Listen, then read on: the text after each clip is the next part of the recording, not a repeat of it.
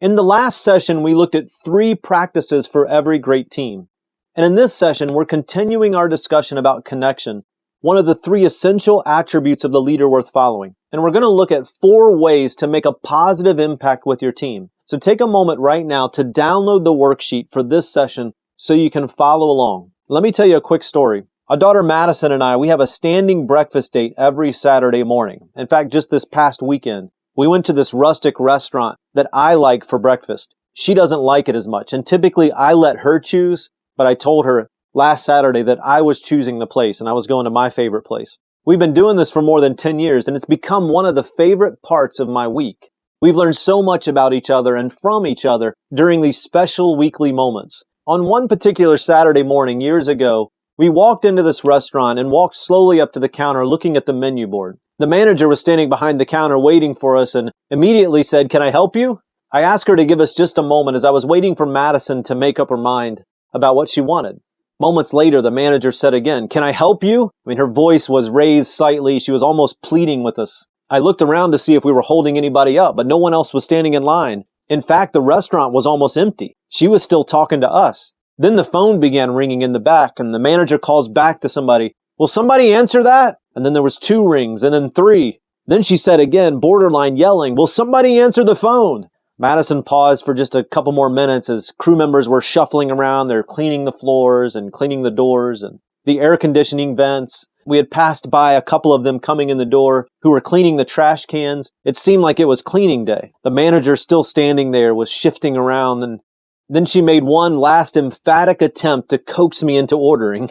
"I'm ready to take your order," she said. We ordered and sat down and began talking about the day ahead of us, and several minutes later, the manager brought our food to the table. She offered us condiments and asked us if we needed anything else. And then on her way back to the kitchen, she was hurriedly calling out instructions to the crew members who were busily cleaning in various parts of the restaurant. Madison apparently noticed, and she leaned over to me and she said kind of quietly, she said, "Dad, she's mean to those people. She should be nicer to them. They're working hard." Her observation reminded me of the exchange that we had had a few minutes earlier at the counter. And then I began watching the manager's interaction with the employees. She wasn't mad and didn't seem mean to them. She was simply in a hurry.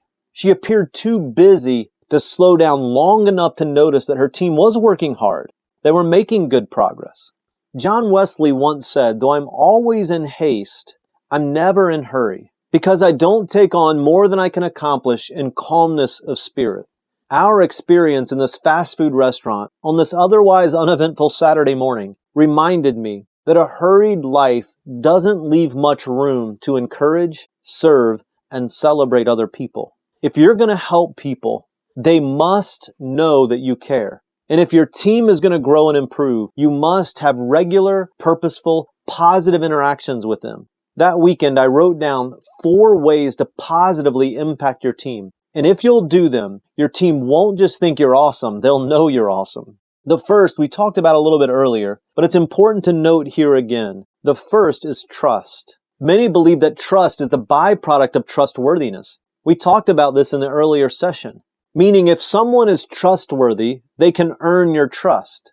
And I've wondered, do we talk ourselves into this perspective because we're too lazy to do the hard work of real trust? Trust really is a choice. If you're suspicious, you'll find yourself operating, as we talked about before, from a win-lose perspective. You'll assess every situation wondering if you or your organization is winning or losing. And when you choose to view a team member through a lens of suspicion rather than trust, usually everyone around you knows it. They see it in your communication. They see it in your actions. They see it in your decisions. Nothing productive ever comes from interactions based on suspicion. Your team members deserve your trust. If you want to know if the vision is clear, just ask your people. Most leaders would be shocked by what they hear. Give your people the benefit of the doubt. Yes, some will occasionally abuse your trust, but more often than not, they'll value and they'll reciprocate that trust. Number 2, serve. You know, when young people aspire to be a great leader, serving is rarely the first thing that comes to their mind. In fact, most will list vision or passion or systems or goals or processes or best practices, or success, authenticity, achievements. I mean, all of these things that would be components of good leadership and healthy organizations long before they would ever consider service. And yet the best leaders are servant leaders who willingly place the needs of those they lead ahead of their own needs, ahead of their own desires, even ahead of their own ambition. Because it's true, great leaders serve. So be more interested in the success of others than your own. The truth is, mentoring and coaching and supporting others as they pursue their dream is the best investment that you can make in your ultimate success. So serve them. Number 3 is care. Relationship development is not something that can be simply checked off the to-do list. It can't be outsourced, and it's certainly not an exercise in convenience. There are no shortcuts in relationship because people trump everything else. Does your team know that you care? Then the 4th way to positively impact your team is encourage. It's the one thing that you can do every day for every person you interact with, especially to your team members. If you've been mentored, then you already understand the enormous value of the mentoring relationship. Your life and your work were profoundly impacted by this leader. So pass that on to someone else. Madison and I finished breakfast that Saturday morning, and as I walked to the door of the restaurant, I noticed that Madison wasn't right behind me. So I turned back toward the table and I saw her circling the table, straightening the chairs and intently wiping the last few crumbs from the top of the table. Moments later, outside, as we climbed into the truck, she said, "That manager was not nice to the workers because she had a lot of things to do." She said, "That's why I straightened up the chairs and I cleaned the table for her. Maybe now she'll have a little more time to be nicer." Many leaders could learn a lot from an 8-year-old. Does your team know that you care?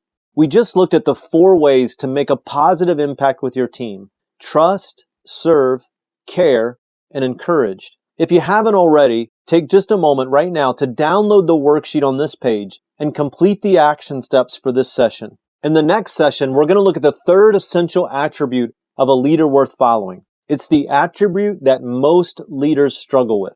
Remember, you don't have to get it perfect. You just need to take the next best step for you. So I'll see you in the next session.